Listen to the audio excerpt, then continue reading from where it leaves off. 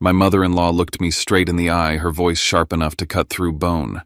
"You're uneducated, jobless, and a disgrace to this family. Get out." I stood there frozen between humiliation and fury, hearing the laughter echo behind me as I packed my things. What she didn't know was that the jobless man she mocked was running a business worth $20 million from the same laptop she said would ruin her daughter's life. I walked out that day without a word.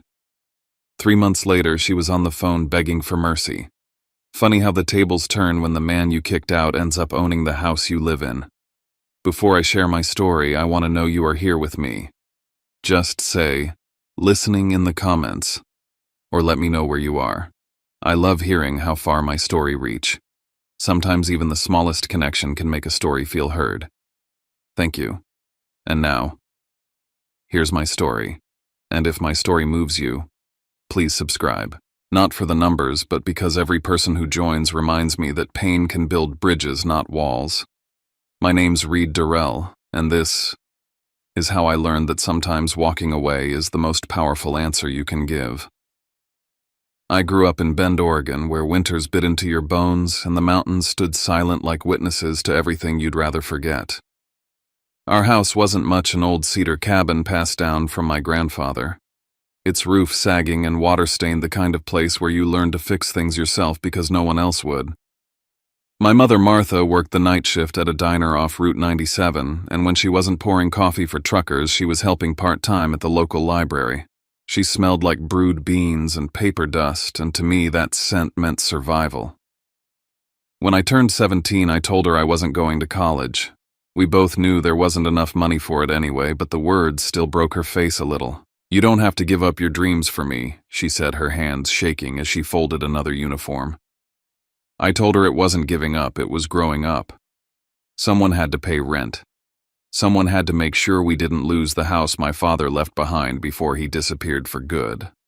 That year, I started taking small web jobs, optimizing booking sites for local motels, building simple pages for bed and breakfasts near the mountains.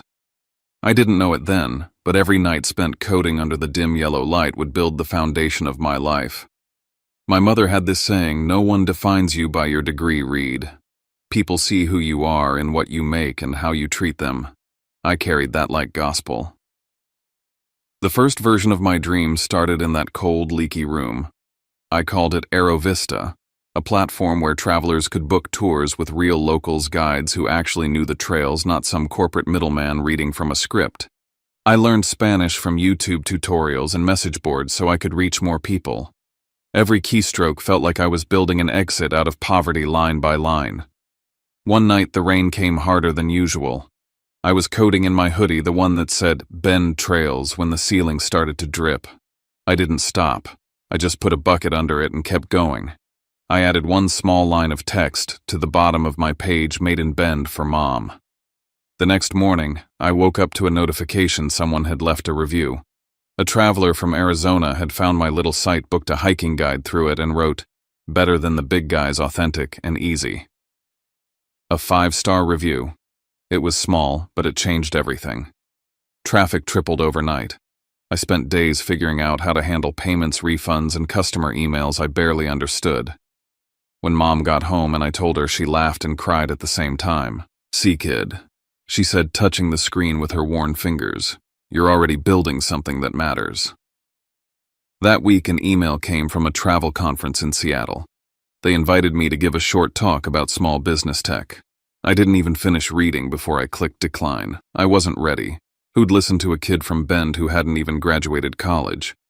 But that night, as I stared at the dripping ceiling, I thought of Mom working late again, smiling through exhaustion. I promised myself that one day I'd go. 6 months later, when the same conference emailed again, I didn't hesitate. I clicked accept. Aero Vista was ready for the world, and so was I. The rain in Seattle was different, colder, louder, like it wanted to wash the city clean, but never quite could. I remember walking into the conference hall that morning, hands sweating, wearing the only decent shirt I owned. The lobby smelled like roasted coffee and polished wood, and the sound of tapping shoes on marble made me realize just how far I was from Bend. I was the last speaker in a small room tucked behind the main stage. 5 minutes. That's all they gave me.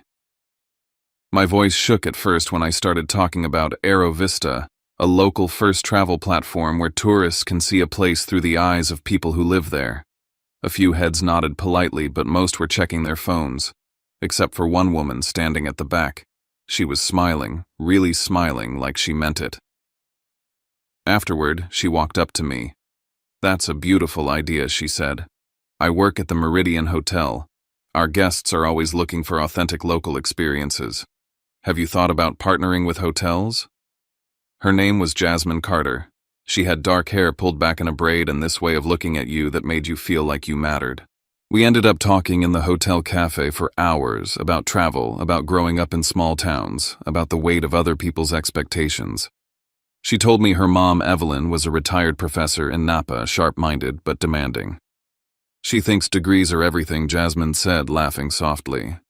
"She'd probably have a heart attack if she knew I skipped grad school." We started seeing each other after that. I'd take the bus from Bend to Seattle on weekends, staying in cheap motels so I could spend time with her. She'd bring me free coffee from the lobby. I'd bring her new code updates to look at. Jasmine wasn't just beautiful, she was smart, organized, practical. She gave feedback that made Aero Vista better. "You should vet local hosts more carefully," she said one night. "Add a safety contact feature. People need to feel secure." I built it in 3 days. Within a month, user numbers doubled. A year passed fast. Aero Vista was finally profitable. I'd hired 2 part-time developers. One night, under a canopy of fairy lights in her apartment courtyard, I asked Jasmine to marry me. She said yes before I even finished the sentence. The wedding was small, held in a community garden in Seattle. It rained, of course. The guests laughed under umbrellas. The air smelled like wet earth and wildflowers. My mom came up from Bend wearing a borrowed dress, crying the whole time. "You did good, kid," she whispered as she hugged me. "But behind every perfect picture, there's a shadow waiting." The night before the ceremony, Jasmine had received an email from her mother. She never showed it to me, but I saw the subject line flash across her phone. "Don't ruin your future for someone without a degree." She deleted it quickly, pretending she hadn't read it. I didn't ask. Some battles are better left alone, at least for a while. At the reception, when everyone was dancing, my phone buzzed with a new message. A venture fund from San Francisco wanted to meet about investing in Aero Vista. My hands trembled as I read it. It could change everything. I looked at Jasmine laughing under the string lights and slipped the phone back into my pocket. Not tonight, I thought. She deserved one night without talk of risk or money.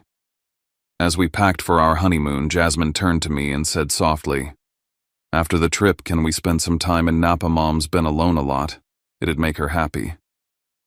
I smiled and nodded. I wanted to make her happy too. I didn't know then that by agreeing, I wasn't just moving closer to her family, I was stepping straight into the storm that would tear everything apart. The first time I saw Napa, it looked like a painting pretending to be real gold hills, rolling vineyards, the sun hanging low as if it didn't want to leave. But stepping into Evelyn Carter's house felt less like entering a home and more like walking into a museum where everything was labeled, "Don't touch." The dining table stretched longer than any I'd ever seen, gleaming silver cutlery lined with precision. Even the chairs looked uncomfortable in their perfection. Evelyn greeted us with the kind of smile you'd expect from someone who'd already decided she didn't like you. "Read," she said, handing me a glass of wine before I could sit. "You didn't tell me what university you graduated from. I assume it was something respectable." Her voice was sugar wrapped around a knife. I swallowed hard, trying to keep my tone steady. "I didn't go to college. I started my company right after high school." A company, she said, amused. "Doing what exactly? It's called Aero Vista. It connects travelers with local guides, small tours, authentic experiences." Evelyn tilted her head like she was examining an insect. "How charming. Well, everyone has to start somewhere, but maybe leave the big ideas to people with real experience." Across the table, Jasmine stiffened. She glanced at me, then back at her plate, silently begging me not to make it worse. I smiled politely. "Experience comes in many forms, Mrs. Carter. Mine just didn't require a campus."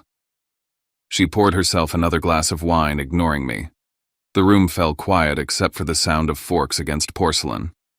When dinner ended, I offered to help clean up. Evelyn waved me off with a flick of her hand. Money isn't the problem here, Reed. Discipline is. Anyone living under my roof follows my rules. Structure keeps chaos away. The next morning I woke early and went for a walk through the vineyard behind the house. The air smelled of soil and ripening grapes, but inside everything felt tense and controlled.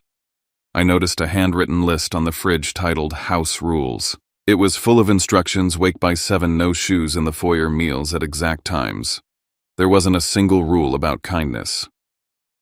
Over the next few days, I fixed the Wi-Fi, updated her security system, and repaired a leaky faucet in the guest bathroom, the room she'd assigned to me and Jasmine instead of the master suite. When I suggested paying part of the bills, Evelyn's eyes flashed. Don't insult me. You're our guest. Guests don't pay. That night, as I was working in the guest room, my laptop humming softly, I noticed a plain envelope on her desk when I walked past the study. It wasn't sealed, just resting there under a stack of papers. Out of habit, I glanced at it and saw the words, "Loan Payment Reminder," printed on the header. I pretended not to notice, but I filed the image in my mind. People like Evelyn didn't forget things. They hid them. Later that week, after everyone had gone to bed, I heard her voice through the thin walls. She was on the phone, laughing quietly. "She's in love, that's for sure," she said to whoever was on the other end. "But give it a year. She'll see what I mean. He's not going anywhere." Her tone dripped with confidence, and each word landed like a slap. I sat there staring at the dark screen of my laptop, feeling something inside me shift. Anger wanted to speak, but I pushed it down. I thought about my mother's words. Don't fight fools with words. Build something they can't ignore. At midnight, I opened a new spreadsheet: plans for AeroVista's next phase. 12 months of growth budgets projections. At the top, I wrote Napa operations and added one quiet column in red: risk management. Before closing the laptop, I whispered to myself, don't react. Prove her wrong with results. 6 months later, summer had soaked every inch of Napa in heat. The vines outside shimmered under the sun, heavy with fruit, but the house stayed cold. Evelyn had turned it into a world of unspoken rules and measured breaths. By then, I'd learned that no matter how early I woke, she was always up first, waiting with her morning coffee, like a warden starting her shift. My workdays began at 7. I handled AeroVista's calls, meetings, and product updates from the kitchen table, headphones and laptop open, trying to ignore the constant footsteps around me. Our platform had expanded to Europe. I was managing guides in Spain and Portugal now. From the outside, I looked calm. Inside, I was burning. One afternoon, Evelyn appeared behind me, watching as I typed. "You sit here all day," she said, staring at that screen. "You should get outside, do something real. People learn discipline through labor." Before I could answer, she dropped a list onto the counter. "Groceries. The floor in the pantry needs cleaning. And trim the vines by the back gate. They're unsightly." I glanced at Jasmine, hoping she'd say something, but she just bit her lip. Later, when I confronted her gently, she sighed. "She doesn't mean harm, Reed. She thinks she's teaching you responsibility." I laughed quietly. "Teaching me responsibility? Jasmine, I've been working since I was 17. For a while, I did everything Evelyn asked: bought groceries, scrubbed tiles, trimmed the vines that weren't mine. I told myself it was temporary. At night, after everyone slept, I'd stay up coding, building a small San Francisco branch of AeroVista under a different business name. No one knew. It was my insurance policy. Then came the dinner party. Evelyn hosted a wine-tasting evening for her friends, all former colleagues from her university days. The house smelled of roasted lamb and oak barrels. As I carried in plates, she introduced me with a laugh. "This is Reed, our live-in tech support. Handy around the house, decent with Wi-Fi." Laughter erupted. I smiled politely, poured more wine, and reminded myself that silence could be sharper than any retort. Later that night, I passed by her study and heard her voice again, low and bitter. Jasmine could have married that doctoral candidate from Stanford, she was saying to her friend. Instead, she picked the kid with the cheap laptop. Can you imagine? I stood outside the door, gripping the wall. The urge to storm in and confront her nearly drowned me. Instead, I walked away. When I reached the kitchen, I noticed something half buried under a stack of mail. Another envelope from the bank, this one stamped "Final Notice." My heart slowed. I slipped it open just enough to see her name, the overdue balance, the threat of foreclosure. I took a photo and forwarded it to my own email. I didn't know what I'd do with it yet, but I knew I'd need it. That weekend, Jasmine and I sat on the porch. The evening light painted her face gold. She reached for my hand. I know things are hard with Mom. She's strict, but she means well. Does she? I asked quietly, because it feels like she's testing how far she can push until something breaks. She just wants what's best for us. I looked out over the vineyard, the leaves curling at the edges, thirsty from neglect. One day I said, "You'll see that silence isn't love, Jasmine. It's surrender." She didn't answer. The wind carried our words away. That night after she went to bed, I sat alone at the kitchen table. The air smelled of lemons and detergent. My laptop glowed in the dark screen filled with Vista's financial dashboard. The company had just crossed the $1 million mark. I stared at the number, feeling something cold and electric move through me. Evelyn thought I was her unpaid help, her daughter's mistake, a man trapped under her roof. She had no idea that the hired hand she mocked was quietly signing contracts that would soon own half the routes her luxury travel clients depended on. I closed the laptop, the reflection of the blue light fading across the countertop. "You want me to play the role of the servant?" I whispered to the empty kitchen. "Fine. But never forget the servant's the one who signs the checks."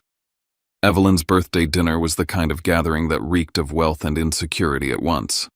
The house was lit like a stage set, all golden chandeliers and laughter polished to sound effortless. Her friends filled the dining room, professors, retired deans, academics who still wore their achievements like armor. The smell of roasted lamb and old wine clung to the air, heavy and sweet. Jasmine had begged me to stay. "Just for tonight," she whispered. "Please, let's not make a scene." I agreed for her sake.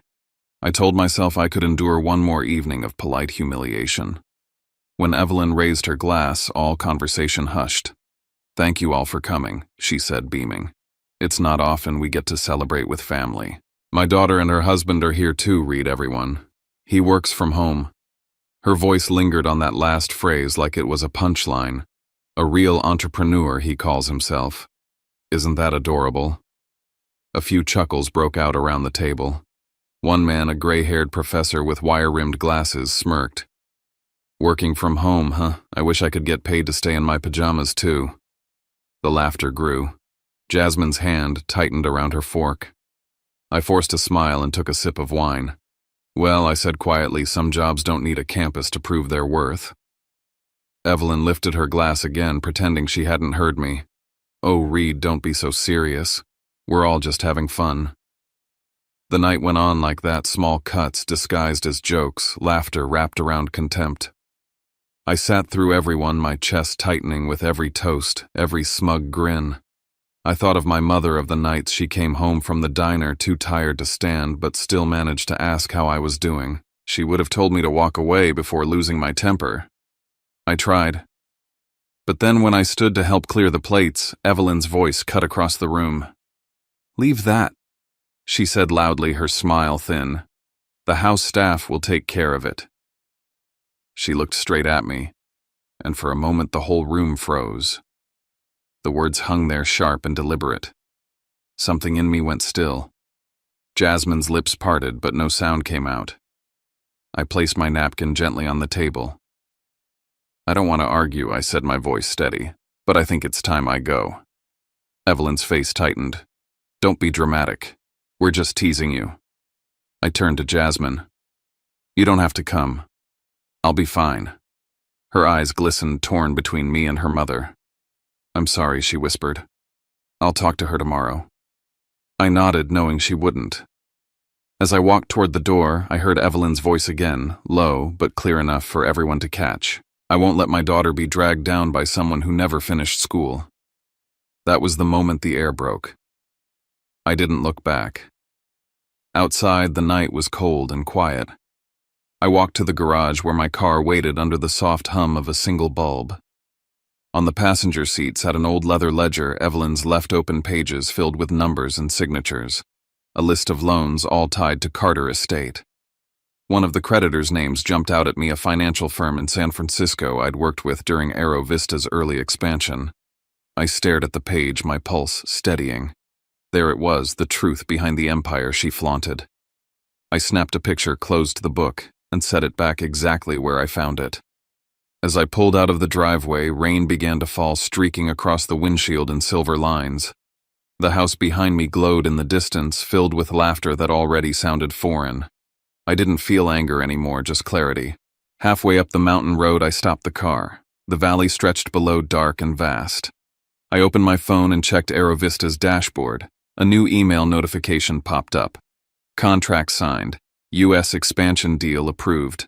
Value, $12,000 hour. I exhaled slowly, feeling the world tilt back into balance. So this is what it takes, I murmured. To be called uneducated. I leaned back, watching the rain trace patterns on the glass. Somewhere behind me, Evelyn was still celebrating her birthday. She had no idea her little house guest had just become the man who could buy the very roof over her head. The ocean outside my villa in Kona was the color of liquid glass. Every morning I woke to the sound of waves crashing against black rock and the scent of salt drifting through open windows.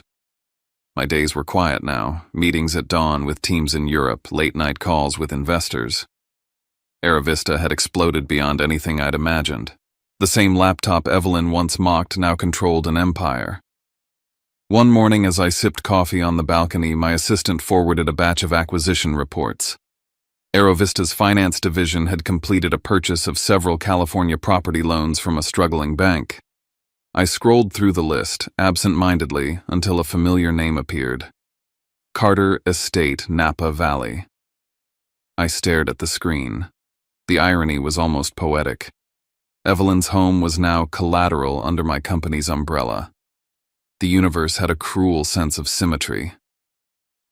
That afternoon, my phone buzzed with an unknown number. I let it ring 4 times before answering. Reed Jasmine's voice was trembling. "It's Mom. The bank's taking the house. They sent notice this morning. Please, you have to help us." For a moment, I said nothing. The sound of the ocean filled the silence between us. "Jasmine," I said softly, "I already have helped. You just never knew how much." There was rustling, then Evelyn's voice took over the line, brittle and desperate. "Reed, I know we've had our differences, but you can't let this happen. I raised my daughter to marry a good man. Prove me right. Don't let her lose everything." I closed my eyes, leaning against the balcony rail. "I'm not letting anyone lose anything, Mrs. Carter. But that house, it's owned by Aero Vista now. I'm sure the new management will treat the residents fairly." The silence that followed was long enough to measure the tide by. When Evelyn finally spoke, her voice was barely a whisper. "You're lying." "I'm not," I said. "Check the deed." Then I hung up. For the first time in years, I felt no weight on my chest, only stillness. News of the acquisition spread quickly. The local paper ran a headline a week later. "Tech firm from Bend buys. Dozens of luxury estates facing foreclosure. CEO identity unknown." I pictured Evelyn reading it, shaking her head, unable to connect the dots. That night, I opened Aero Vista's internal files again. In the Carter folder, I noticed something I hadn't seen before: records of a massive loan Evelyn had taken years ago to fund Jasmine's wedding. She'd used her house as collateral to throw the event that now existed only in photographs and regret. I sat there for a while, staring at the numbers. It wasn't victory that I felt. It was something quieter, heavier. Revenge never really satisfied. It just ended the noise. Still, I couldn't bring myself to push the foreclosure order through. I signed a temporary extension instead, 3 months to settle their debts. Maybe they'd learned something about humility. Maybe not. Either way, I was done carrying the burden of their judgment. The next morning, I saw a piece in the San Francisco Chronicle: Aero Vista's CEO raised in Bend, quietly reshaping the travel industry. My photo wasn't there just a silhouette against a map. Evelyn would see it, no doubt. She'd read those words, raised in Bend, and remember the boy she told to get out of her house. That evening the phone rang again, but I didn't answer. I walked down to the shore instead, letting the waves crash against my ankles. The horizon glowed orange, and for the first time in years I felt the kind of peace that doesn't need witnesses. Back in the villa, I poured another cup of coffee and opened my laptop. The security feed from Napa still worked the system I'd installed myself. On the screen, Evelyn sat slumped over the dining table, the same one where she'd once introduced me as her house tech. Jasmine was beside her, shoulders shaking as she tried to comfort her mother. I turned off the monitor and sat in silence. "You told me I wasn't enough," I said under my breath. "Now you finally understand what enough really means." Outside, the sea kept moving steady and endless. I watched until the light faded, then began booking a flight back to California. Some debts I decided needed to be settled face to face. The fog rolled in from the bay that afternoon, brushing against the glass of the high-rise like ghostly fingertips. From my office, the Bay Bridge glowed through the haze, a line of light stretching across the water, distant but steady. The conference table was already set, 3 glasses of water, a stack of contracts, and the silence of something inevitable. When Evelyn and Jasmine walked in, I stood to greet them. Evelyn wore a navy coat too fine for the day's gray chill, her chin lifted, her voice controlled. Jasmine looked smaller beside her, her eyes flicking toward me but never quite meeting mine. "Thank you for coming," I said, motioning for them to sit. "I thought it would be better to handle this in person." Evelyn placed her purse on the table like it was a shield. "We're here to discuss the property," she said. "The house in Napa is part of our family's history. There must be a way to—" I slid a folder toward her. "There's nothing to negotiate. The debt's been cleared. Completely." Her eyes narrowed. "Cleared. What do you mean?" "Cleared, I said calmly. "I erased it. The house is yours again." She blinked, unsure whether to be relieved or insulted. "Are you mocking me, Reed? No?" I said, my voice even. "I'm doing something you told me I never could, making a decision with my own money." The words hung between us like a match waiting to burn. Jasmine's hand reached across the table, trembling slightly as she squeezed her mother's wrist. Evelyn exhaled slowly, trying to hold on to her poise. "Why?" she asked finally. "After everything I said to you, why would you do this?" I looked at her and then at Jasmine. "Because I'm done carrying it. For 2 years, Aerovista quietly paid your property taxes and utilities. I never said a word. I wanted to keep peace for Jasmine's sake, but that peace was never real. I'm not here for revenge. I'm here to end it." The only sound in the room was the hum of the city below. For the first time, Evelyn's voice softened. "You're saying you covered our bills?" I nodded. "Every month. While you called me jobless, the company you dismissed as a hobby was keeping your lights on." Evelyn looked away.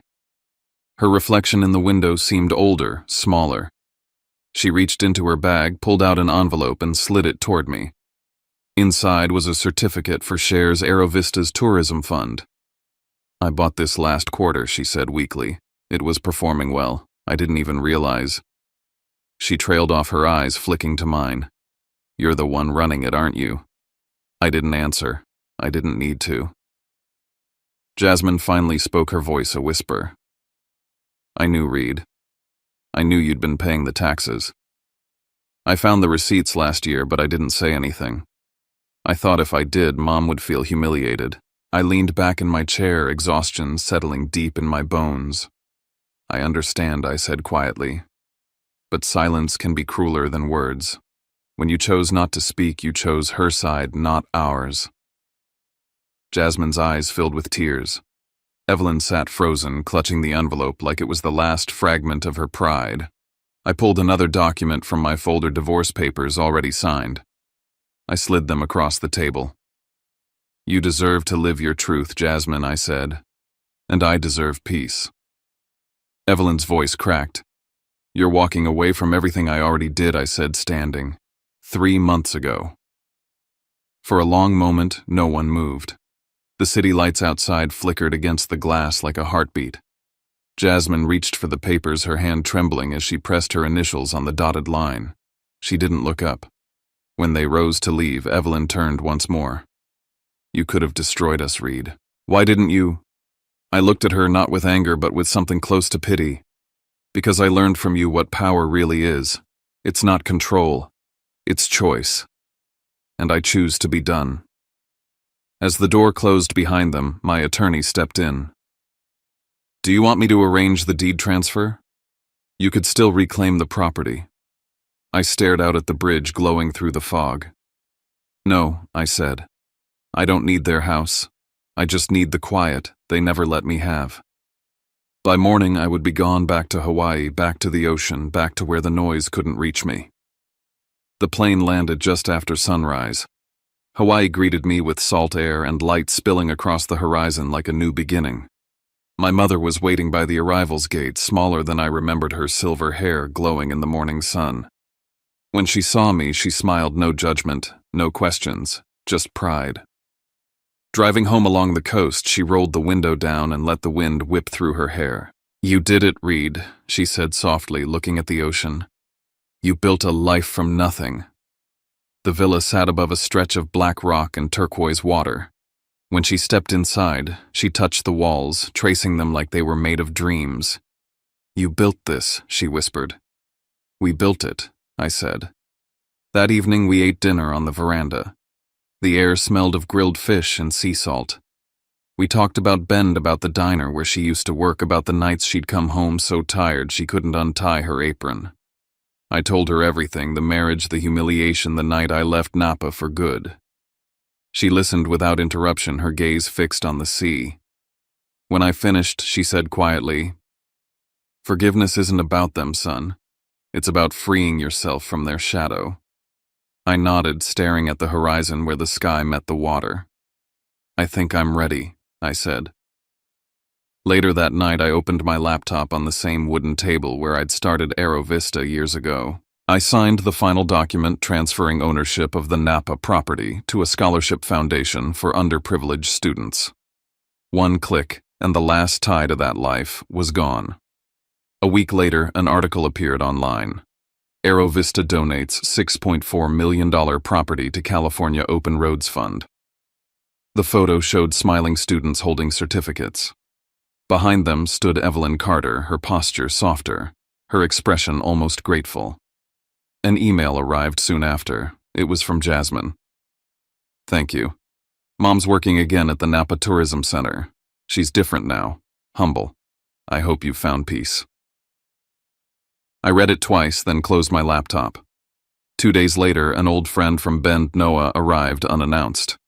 He'd been with me back when Aero Vista was just an idea on a cracked screen. We spent the evening walking the beach, talking about everything and nothing. "I always knew you'd make it," he said. "You turned what they threw at you into the thing that built you." That night after he left, I stood on the shore waves tugging at my feet. The sea was endless, calm, alive. My phone buzzed an email from a European firm offering a partnership. I smiled, letting the wind take the decision for me. Mom came out with a blanket, wrapping it around my shoulders. "Cold?" she asked. "Not anymore," I said. We stood there listening to the rhythm of the waves.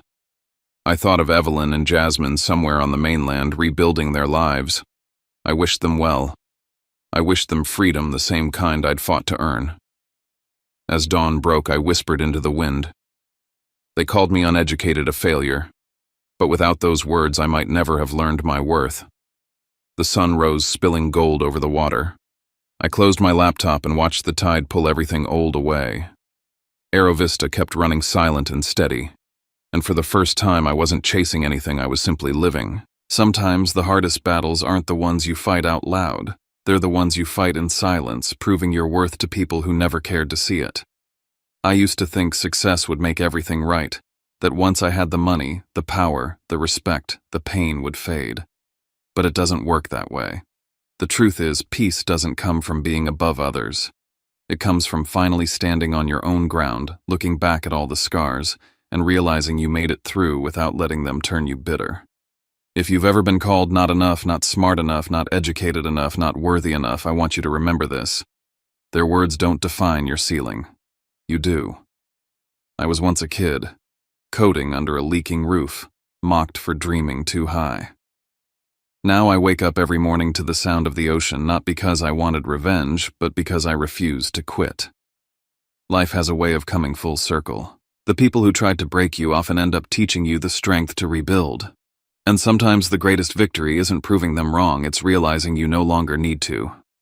So wherever you are right now, maybe sitting in a quiet room, maybe driving home from a job that's wearing you down, I hope my story reminds you that patience, grit, and kindness to yourself are the real answers. Don't let anyone shame you for starting small. Every empire begins in silence.